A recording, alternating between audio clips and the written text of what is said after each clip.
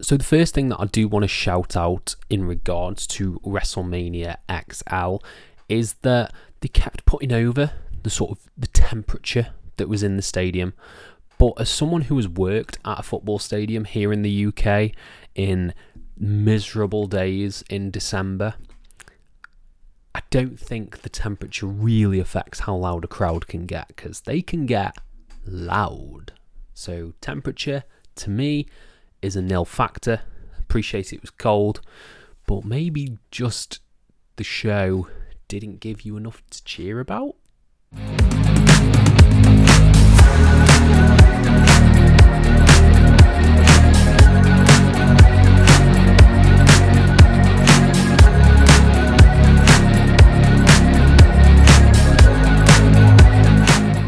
Hello and welcome to FTTR, I am Hugh McQuaid, and today we are talking about WrestleMania 40, Night 1.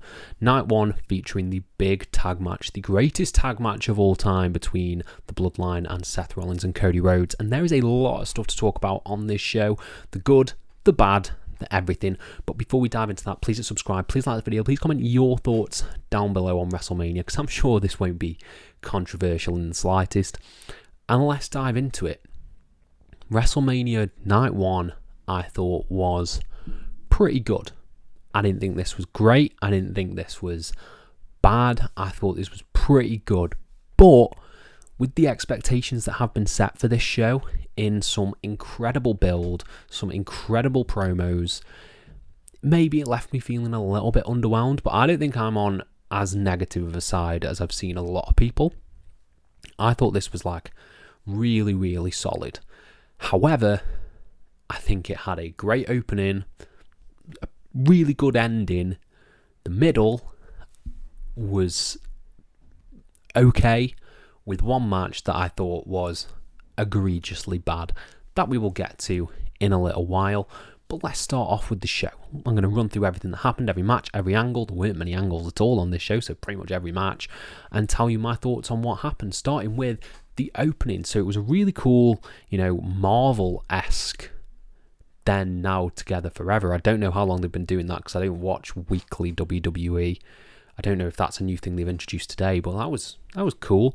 Then you got a cool video package, you got a national anthem, and then we had the opening match, which was Becky Lynch taking on Rhea Ripley for the Women's World Championship. Rhea Ripley, looking as badass as ever, sang out to the ring by Motionless in White, one of my partner's favourite bands, to say the least.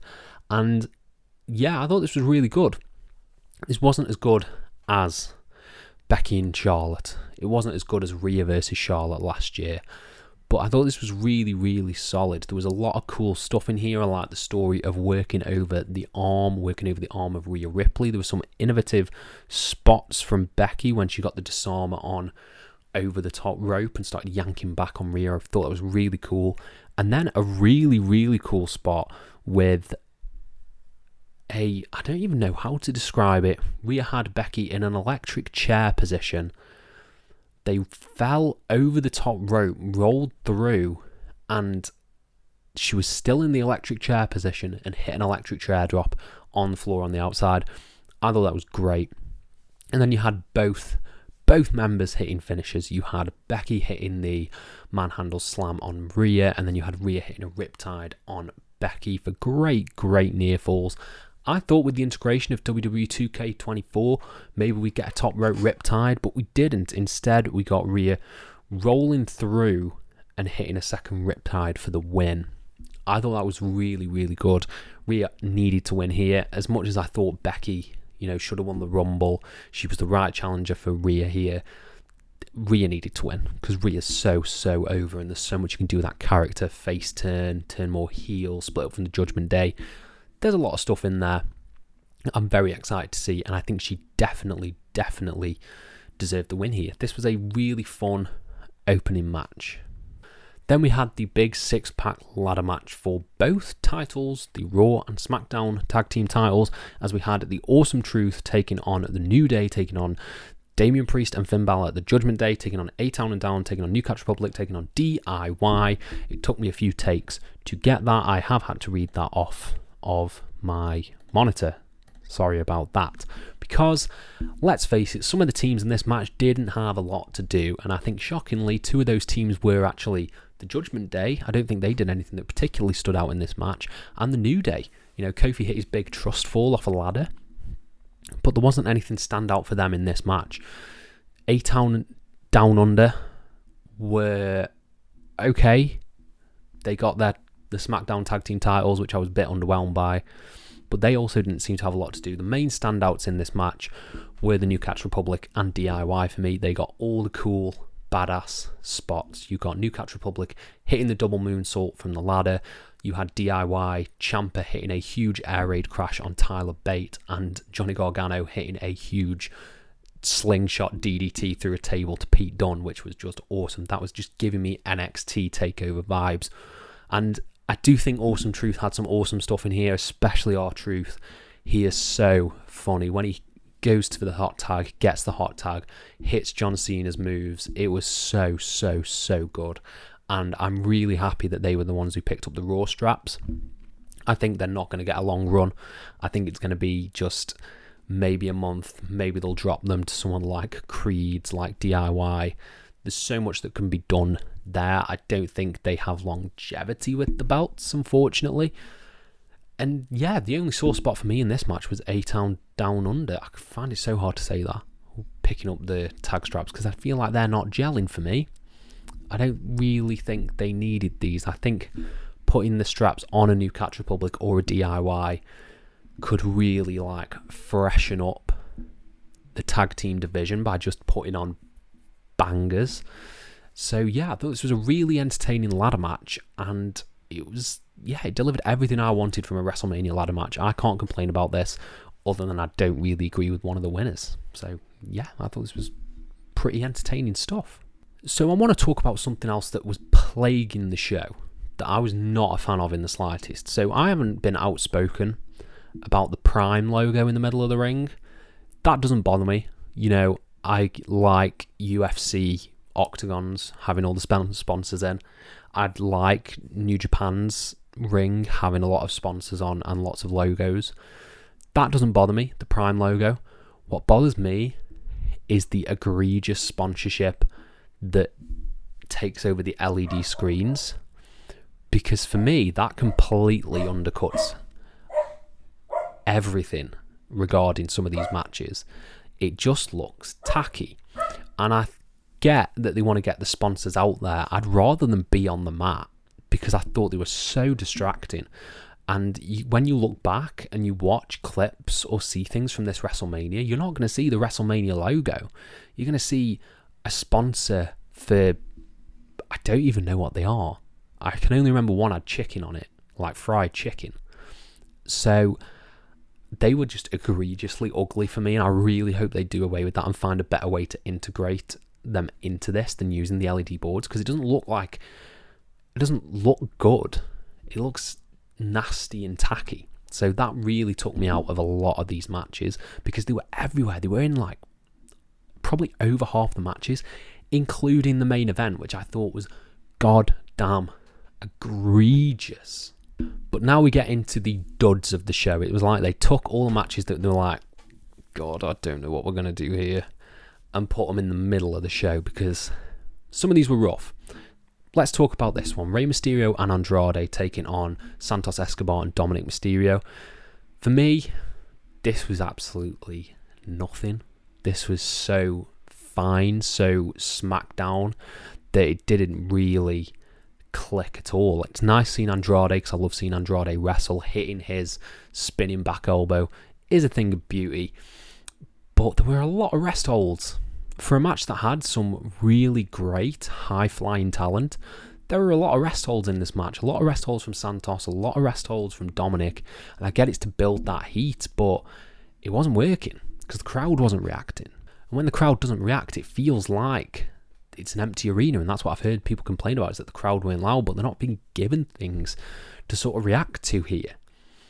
And yeah, Joaquin Wilde doing his huge slingshot move, saying he wants a WrestleMania moment, and that was cool, it was nice, but it was fine. Like, fine. We saw it done more effectively in NXT, so it was sort of diminishing returns for that. And the finish was like, I get it. I get you want a hometown pop. I get that. And maybe I'd be biased if we were at a UK show and, I don't know, Robbie Williams, for instance, came out with a luchador mask and made the save. But having Jason Kelsey, Travis Kelsey's brother, and I'm assuming another American football player whose name I don't know, come out and get the win, help get Ray get the win from out of nowhere, does nothing for anyone. So I really, really hated the finish of this. I thought it was dumb. Like, have them come out and celebrate after, but don't have them help and get the win. What's the point in that? Like, it's stupid. Really stupid. I wasn't a fan of that. And yeah, underwhelming match. Then we got one of the most, I love the word egregiously, but I have got to say it for this, egregiously bad matches that I have seen in 2024. I think it will be up there with Jay White and Billy Gunn from Dynamite. Jay versus Jimmy was terrible. Like, really bad. Like, all they did was super kicks. But not to the effect of, and I'm going to get some flack for saying this, not to the effect of the Young Bucks, who use super kicks as a gimmick. They have a move called Super Kick Party. That's literally the entrance of their song. It wasn't even used to the effect of like an Adam Cole or Johnny Gargano in NXT, where they were effective super kicks. You know, they were used to heighten the action and heighten the momentum, bridge moves together. Jay and Jimmy just went out there and hit super kicks on each other for what felt like an hour, because this felt really long. And I understand they wanted the drama, they wanted cinema. That's not what this was. This was a car crash, a boring episode of a soap opera with overdramatic acting, and Jay looking like a fool because he goes to help Jimmy up to his feet in the middle of a match, and Jimmy immediately turns on him, goes to hit a splash, hits a splash, near fall. Jay hits a spear, and then a splash for the win. It made him look dumb, and this did no favours for anybody. It was an atrocious match that I really, really hated. Sorry, but I did. I really hated this. I thought it was so unbearably bad and boring and had no place on the WrestleMania card.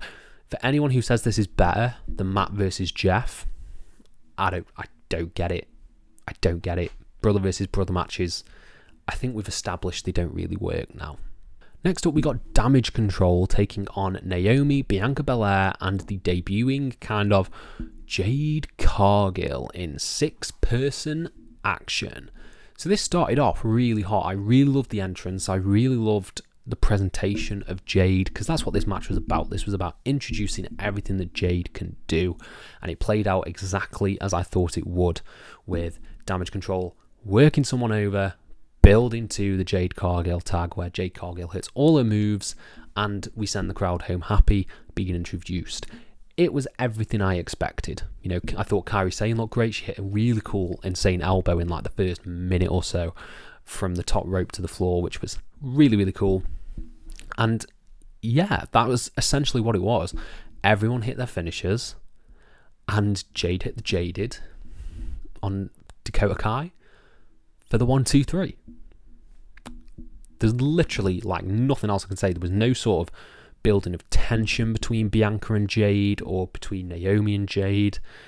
There was like nothing. This was just a standard let's introduce people to Jade match, which worked, but it's not something I'll go back and think about ever again. I will think I'll remember the Royal Rumble debut way more than I will this. And yeah, what I liked about this, we're continuing Bianca's streak. Bianca can have the new WrestleMania streak. I want them to build up the streak. That's awesome.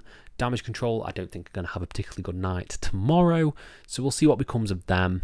I'd quite like to see Damage Control maybe go to NXT. I think they could be really cool down there and really sort of freshen up their characters. But yeah, this was completely fine. Now I know it sounds like I've been down, but I did actually really enjoy this show, and I was talking about the sandwich at the beginning, not just because I'm hungry, but because that's how I feel. 2 matches at the opening that I loved, 2 matches at the end, one that I loved, one that I thought was good. And we've gone through the bad stuff. This is the good stuff now. Sami Zayn versus Gunther for the Intercontinental Championship. I think I like this match way more than a lot of people from what I've seen. I thought this was class. Just Sami getting the piss beat out of him. Starting with a great intro with Sami talking to his wife, talking to his kid, making his way, speaking to Chad, gets a hug and hyped from Kevin Owens, goes out there. Awesome. I thought it was so good. And then we got Gunther coming in, and Gunther being an arrogant prick as he just destroys Sami. He clocks him with chops, he clops him with power bombs, he hits everything in the kitchen sink on him, all while mocking his wife at ringside. Beautiful heel work. I loved it. And then when it did kick into final gear and Sami got those flurries, hitting the half and half suplexes, getting shut down with a clothesline, was great. The only thing, and this is just my taste, the only thing I thought was missing from this match was a kick out at one spot. I thought that would have been so good, but they don't really do kick outs at one in WWE. I just thought maybe after Gunther hit a powerbomb, Sami kicks out at one, give the crowd that visceral reaction, hit him with another powerbomb for a 2 count. I thought that would have been great, but no, instead, the hubris of Gunther as he goes up to hit multiple splashes on Sami gets the better of him. Sami fires himself up in the ring. He's slamming on the mat, slamming his fists down, hits a haluva kick as Gunther goes up for his 3rd splash, hits a top rope brainbuster, 2 haluva kicks, 1, 2, 3. Gunther is no longer the Intercontinental Champion, and that reign has come to an end. I am conflicted on this. I love Sami. I thought this was an excellent match. I damn near teared up because of his reaction to winning the belt. Was he the right choice? We can look at that in hindsight. As of now, maybe not the right choice, but I can't deny that in the moment of the match and caught up in the hype of it, I was here for it. I thought they told a really good underdog story here, and we'll see where his Intercontinental Championship reign goes. Gunther, he's going to take some time away, bring him back, slap him in that World Heavyweight Championship picture, and just give him the belt, because he is the utter best. He is fantastic. I loved this match. This was easily my favourite match on the show, and I can't wait to see more from Sami. I can't wait to see more from Gunther. Yeah, really love this. And it was at that point that I checked how much longer was left on the WWE Network, and it was 1 hour and 20 goddamn minutes for one match. So some of that included, peacock breaks and stuff that we get, a very lengthy video package, very lengthy entrances. The Rock's entrance was badass, but we need to talk about the tag team match between Seth Rollins and Cody Rhodes and the Bloodline. This, for me, I'm not a fan of Roman Reigns matches. I think they fall into the same template a lot of the time. I think they aren't necessarily that enjoyable to watch. I think they worked better in the Thunderdome era than they do now. This felt like they were going for Rock Hogan at WrestleMania X8. It felt like they were going for the crowd to have a come unglued just when Cody and The Rock locked up, or when Seth and Roman locked up. And I think they got that a little bit, but it didn't reach the level of electricity that I think they wanted it to, because I thought the first 15 minutes of this match were pretty boring, in that it was just lockups and Roman trash talking the crowd, and another lockup, but this time with The Rock and Cody. That didn't work for me necessarily, and then it just escalated into a crowd brawl, and The Rock throwing Seth around the crowd, Roman and Cody brawling at the stage. That was all fun, it was all entertaining, but I wasn't getting, I didn't feel it the way I wanted it to. And then we come into my big problem of the match, and the big problem with the match for me is The Rock's heel persona dictating what the ref can and can't do. So he hits Seth with a bin. He then says to the ref, if you start counting, you're fired. And the ref stops counting. If that's the case, why are you even having the match? Why are you getting pinned? If you can just tell the ref, don't count, why aren't you saying, okay, count faster? Okay, don't count for me. Don't you dare count for Roman or you're fired. Like, at what point do you draw the line? And it doesn't make The Rock look good. It doesn't make management look good. I get you want to blur the lines of sort of the management persona, the head of the board stuff. But at the same time, it doesn't help the story in that you're cheating in plain view of the ref. Like hitting the low blow on Seth in view of the ref. Didn't really work for me. And I thought it just didn't need to be there. Like, you could have done the heel shenanigans in the same bloodline way of Solo causing a distraction, and that's when you crack Cody with the belt. Like, it just blurs the line and muddies the story and doesn't help the story. I thought some of the action in the match was cool. I really, really enjoyed when Roman and Cody were going at it. That seemed like the most interesting part of the match for me, because they have really good chemistry together. I loved the Cody cutter that Cody hits on Roman and Seth immediately gets the tag. I thought that was really cool.